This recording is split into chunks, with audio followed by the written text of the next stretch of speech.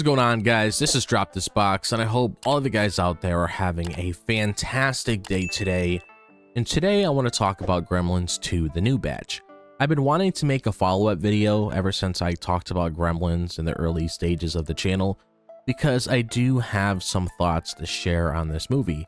I realize when it comes to Gremlins 2, the new batch, there's going to be some people out there that don't really care about the movie. There's going to be some people out there that actually like the movie, which is completely understandable, and I do understand both sides of the party when it comes to your personal feelings about this film.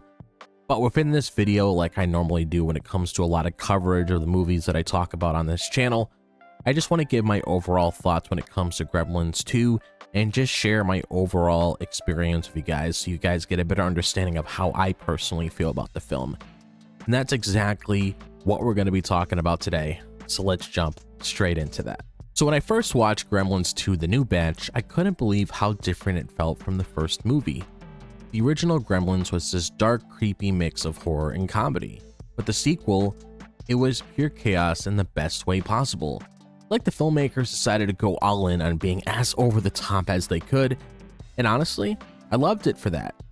One of the things I noticed right away was the change in setting, moving from the sleepy small town of Kingston Falls to this futuristic high-tech skyscraper was a bold move. It gave the Gremlins a new playground to wreak havoc in, and the Clam Center almost felt like its own character. The setting made everything feel bigger and crazier, and it set the stage for some of the most ridiculous and creative scenes in the movie. What really stuck out to me was how the Gremlins themselves felt completely different this time around. Because in the first movie, they were creepy troublemakers. Here, they're full-blown cartoon characters with personalities that are as wild as their appearances. I mean, how can you not laugh at the brain gremlin or the gremlin who becomes a literal spider? It's bizarre, but in the best way possible. Then there's the humor. The movie doesn't take itself seriously at all, and that's what makes it so fun. Breaking the fourth wall, poking fun at itself, and just being completely ridiculous. It's the kind of movie that knows exactly what it is and runs with it. I didn't expect to laugh as much as I did, but I found myself loving every second of it. And what really makes this movie stand out for me is how far they went with the Gremlins themselves. They're not just little monsters causing trouble anymore, they got personalities, quirks, and these insane mutations that make them unforgettable. Watching this movie, I couldn't help but think, how did they even come up with this stuff? Touching more on the brain gremlin, that has to be one of my favorites. He's so sophisticated and well-spoken, but he's still a gremlin at heart.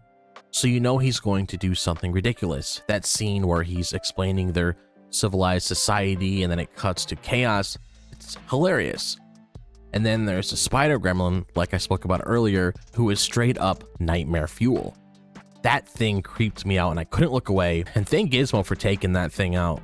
And every gremlin feels like its own character, which makes their antics so much more fun to watch, whether it's the electric gremlin shocking everyone, or the one who randomly breaks into song. They're all just so entertaining, and it's like watching a chaotic variety show. You never know what they're going to do next. And I have to give credit to the effects team, the puppetry and the animatronics, bringing these little monsters to life in a way that feels so real, even by today's standards. Watching them wreak havoc throughout the building, I couldn't help but be impressed by how much personality they managed to pack into these little creatures. One thing I didn't fully appreciate until I rewatched Gremlins 2 was how much of it was just straight up satire.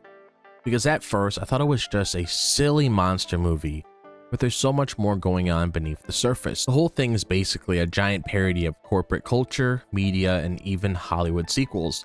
It's like the movie is winking at you the entire time. The Clam Center is a perfect example of this. It's this absurd corporate building with nonsensical rules, endless technology that doesn't work, and a CEO who's hilariously out of touch.